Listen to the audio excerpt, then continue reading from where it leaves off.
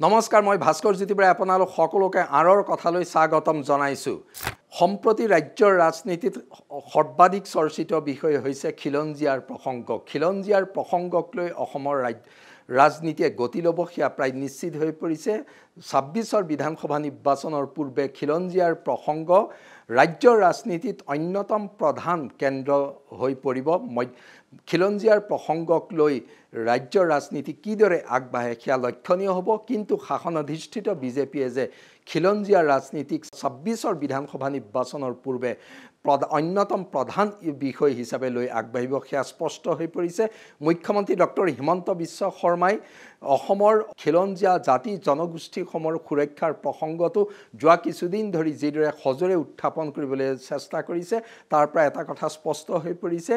বিজেপিয়ে অসমৰ খিলঞ্জীয়া লোকৰ সুৰক্ষাৰ প্ৰসংগটোকে ৰাজনীতিৰ প্ৰধান বিষয় হিচাপে ল'ব। এটা প্ৰশ্ন আহি পৰিছে,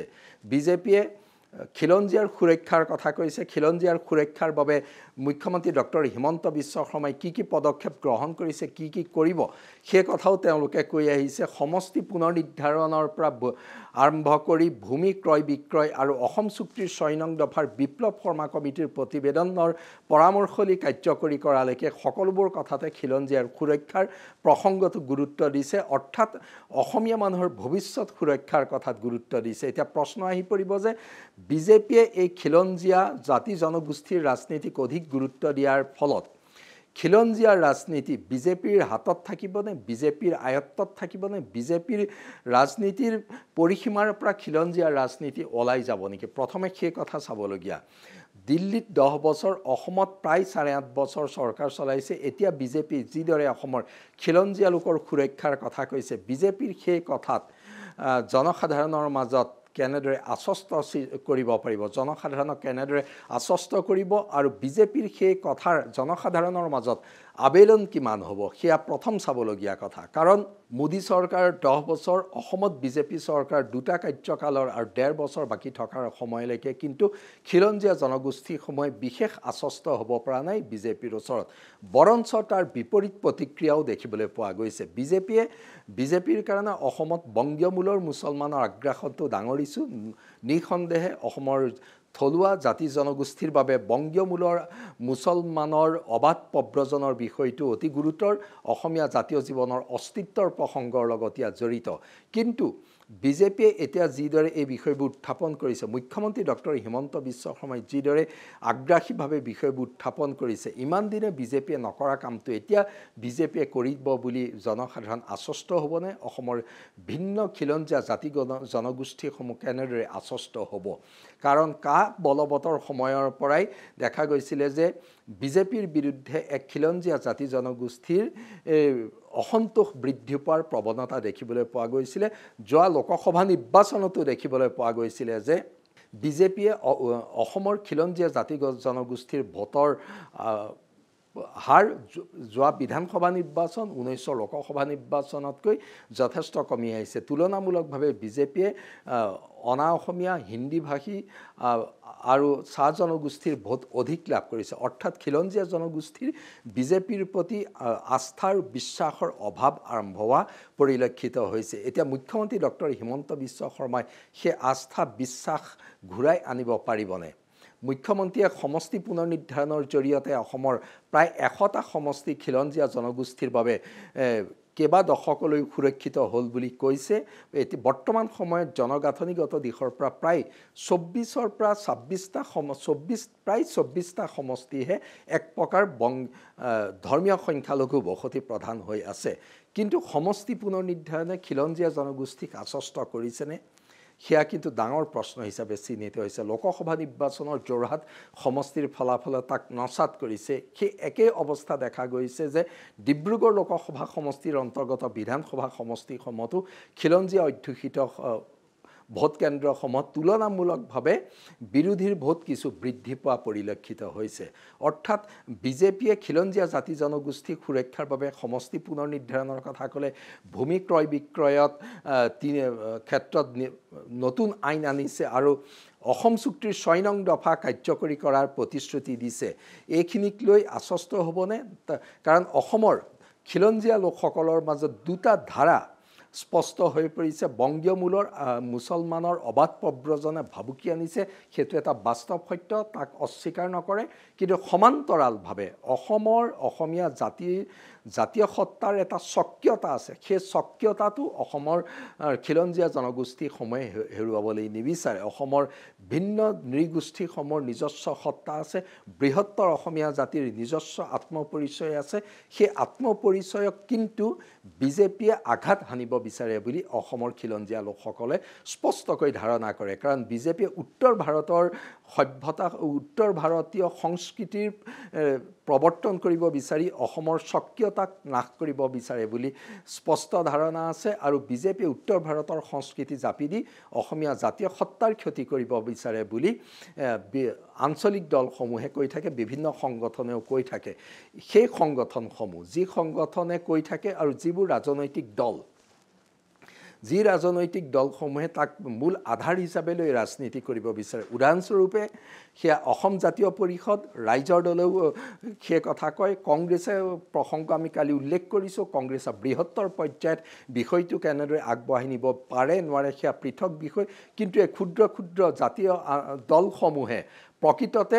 অসমৰ বিজেপিৰ সেই আগ্ৰাসী ৰাজনীতিৰ প্ৰসংগটোক জনসাধাৰণৰ ওচৰত পতিয়ন নিয়াব নোৱাৰা পৰ্যায়লৈ নি তেওঁলোকৰ ফালে সমৰ্থন নিব পাৰিবনে সেয়া খিলঞ্জীয়া ৰাজনীতিৰ অন্যতম গুৰুত্বপূৰ্ণ দিশ হিচাপে বিবেচিত হৈছে স্বাভাৱিক কথা অসম জাতীয় পৰিষদ ৰাইজৰ দল আদিয়ে তেনেকৈ বৃহৎ পৰিমাণে জনসমৰ্থন লাভ কৰাৰ সম্ভাৱনা নাই কিন্তু কংগ্ৰেছৰ স্থিতি কি হ'ব আমি কালি আনৰ কথাত কৈছোঁ তাৰ চৰ্বিত চৰ্বণ নকৰোঁ সেই স্থিতিতে কংগ্ৰেছ থাকিব কিন্তু বিজেপিয়ে কেনেদৰে সেই ৰাজনীতিক নতুন দিশলৈ নিব পাৰিব বিজেপিৰ খিলঞ্জীয়া ৰাজনীতি কিমান দূৰ গ্ৰহণযোগ্য হ'ব সেয়া লক্ষণীয় হ'ব কাৰণ বিজেপিৰ খিলঞ্জীয়া ৰাজনীতি কিমান দূৰ মানুহে বিশ্বাস কৰে বিশ্বাসযোগ্যভাৱে নিবলৈ হ'লে বিজেপিয়ে কেৱল বংগীয় মূলৰ আগ্ৰাসনেই নহয় তাৰ সমান্তৰালভাৱে অসমত আন জনগোষ্ঠীসমূহৰ সংস্কৃতি ক্ৰমান্বয়ে যিদৰে প্ৰসাৰ ঘটিছে তাকো ৰোধ তাৰ পৰাও অসমৰ খিলঞ্জীয়া জাতি জনগোষ্ঠীসমূহৰ স্বকীয়তা ৰক্ষা কৰাৰ প্ৰতিশ্ৰুতি দিব লাগিব অৰ্থাৎ সমষ্টি পুনৰ নিৰ্ধাৰণে কিমান আশ্বস্ত কৰে সেয়া বিধানসভা নিৰ্বাচনৰ ফলাফলত প্ৰমাণ হ'ব ভূমি ক্ৰয় বিক্ৰয় নিঃসন্দেহে এয়াই নিঃসন্দেহে আদৰণীয় সেয়াও কিমান দূৰ আশ্বস্ত কৰিব পাৰে তাৰ পিছত দেখিবলৈ পোৱা যাব অসম চুক্তিৰ ৬ নং দফাৰ জৰিয়তে অসমীয়া মানুহৰ সাংবিধানিক ৰক্ষা কৱচ নিশ্চিত কৰিব পৰা নৰাটো বিজেপিৰ বাবে ডাঙৰ অগ্নি পৰীক্ষা অৰ্থাৎ অসম চুক্তিৰ ৬ নং দফা কাৰ্যকৰী কৰিব বিচৰাটো বিজেপিৰ কাৰণে অগ্নি পৰীক্ষা সদৃশ কাৰণ অসম চুক্তিত অসমীয়া মানুহৰ বাবে সুৰক্ষা নিশ্চিত কৰিব লাগিব আৰু অসমীয়াৰ সংজ্ঞা এতিয়ালৈকে নিৰ্ধাৰিত হোৱা নাই কিন্তু মুখ্যমন্ত্ৰী ডক্টৰ হিমন্ত বিশ্ব শৰ্মাই ভূমি ক্ৰয় বিক্ৰয়ৰ পৰা আৰম্ভ কৰি শেহতীয়াভাৱে যিখিনি প্ৰসংগ এই ক্ষেত্ৰত কৈ আহিছে তাত এটা কথা স্পষ্ট হৈছে 1951 চনতে ভিত্তিবৰ্ষ হ'ব 1951 চনত ভিত্তিবৰ্ষ কৰি যদি চৰকাৰে এই গীতা অসম চুক্তিৰ ৬ নং দফা ভূমি ক্ৰয় বিক্ৰয় আৰু খিলঞ্জীয়া লোকৰ চাকৰি আদি সংৰক্ষণৰ প্ৰসংগ কৰে তাৰ জৰিয়তে খিলঞ্জীয়াৰ সমৰ্থন কিমান পাব সেয়া লক্ষণীয় হ'ব কাৰণ খিলঞ্জীয়া জাতি জনগোষ্ঠীসমূহে কেৱল এই প্ৰসংগকেইটাতে আশ্বস্ত হ'বনে খিলঞ্জীয়া জনগোষ্ঠীসমূহৰ স্বকীয়তাৰ প্ৰতি বিজেপি তথা সৰ্বভাৰতীয় দলে যিদৰে ভাবুকি আনিছে তাকো কিন্তু অসমৰ জনমানসত সমানে চৰ্চিত হৈ আছে কাৰণ ক্ষুদ্ৰ ক্ষুদ্ৰ নৃগোষ্ঠীৰ সমাহাৰ থকা ৰাজ্যখনত কোনো এটা নৃগোষ্ঠীয়ে নিজস্বতা হেৰুৱাই দিবলৈ নিবিচাৰে একেদৰে বৃহত্তৰ অসমীয়া সমাজেও নিজস্বতা হেৰুৱাবলৈ নিবিচাৰে এফালে বংগীয় মূলৰ আগ্ৰাসনক লৈ বিজেপিৰ ৰাজনীতি সমান্তৰালভাৱে বিজেপিৰ জৰিয়তে উত্তৰ ভাৰতৰ সংস্কৃতিৰ যি আগ্ৰাসন চলিছে বুলি জাতীয়তাবাদী শিবিৰে কৈ আহিছে সেই প্ৰসংগটো কিন্তু ভোটাৰৰ মনত সমানে ক্ৰিয়া কৰিব সেইকাৰণে আজিৰ দিনটোত এক প্ৰকাৰ জটিল সন্ধিক্ষণত আছে বিজেপিৰ খিলঞ্জীয়া ৰাজনীতি জনসাধাৰণে কেনেদৰে গ্ৰহণ কৰে আৰু বিজেপিৰ খিলঞ্জীয়া ৰাজনীতিৰ বিপৰীতে জাতীয়তাবাদী ধ্যান ধাৰণা আৰু তাৰ লগত কংগ্ৰেছৰ বহুত্ববাদী ধৰ্মনিৰপেক্ষ ৰাজনীতিৰ সংমিশ্ৰণেৰে বিৰোধীয়ে কেনেদৰে বিজেপিৰ খিলঞ্জীয়া ৰাজনীতিক প্ৰত্যাহ্বান জনাব পাৰে সেয়া লক্ষণীয় হ'ব কংগ্ৰেছ অসম জাতীয় পৰিষদকে ধৰি আন সকলো বিৰোধী দলে এই ক্ষেত্ৰত কিন্তু কঠিন পৰিস্থিতিৰ মুখামুখি হ'ব কংগ্ৰেছৰ কথা কালি আমি সবিস্তাৰে কৈছোঁ সেই একে অৱস্থা কিন্তু আনকেইটা বিৰোধী দলৰো হ'ব বিৰোধী দলকেইটাই যদি বিজেপিৰ খিলঞ্জীয়া ৰাজনীতিৰ কাৰ্ডক প্ৰতিহত কৰিব নোৱাৰে তেতিয়াহ'লে ৰাজনীতি যথেষ্ট জটিল হ'ব তাক কোনো অস্বীকাৰ কৰিব নোৱাৰে মুঠৰ ওপৰত আজিৰ দিনটোত ৰাজ্যৰ ৰাজনীতিত খিলঞ্জীয়া ৰাজনীতিৰ প্ৰসংগই গুৰুত্বপূৰ্ণ ভূমিকা লৈছে এই খিলঞ্জীয়া ৰাজনীতিত বিজেপি আগত থাকে নে বিৰোধী আগত থাকে সেয়া গুৰুত্বপূৰ্ণ হ'ব বিৰোধীও বহুত নীতি সলনি কৰিব লাগিব বিজেপিও জনসাধাৰণক আশ্বস্ত কৰিব পাৰিব লাগিব কাৰণ বিজেপিৰ ওচৰতো বিশ্বাসযোগ্যতা যথেষ্ট হ্ৰাস পাইছে জনসাধাৰণৰ মাজত সেইকাৰণে সময় জটিল কিন্তু আহিবলগীয়া 1.5 বছৰত অসমৰ ৰাজনীতি খিলঞ্জীয়া ৰাজনীতি আগবাঢ়িব সেয়া এক প্ৰকাৰ স্পষ্ট হৈ পৰিছে ধন্যবাদ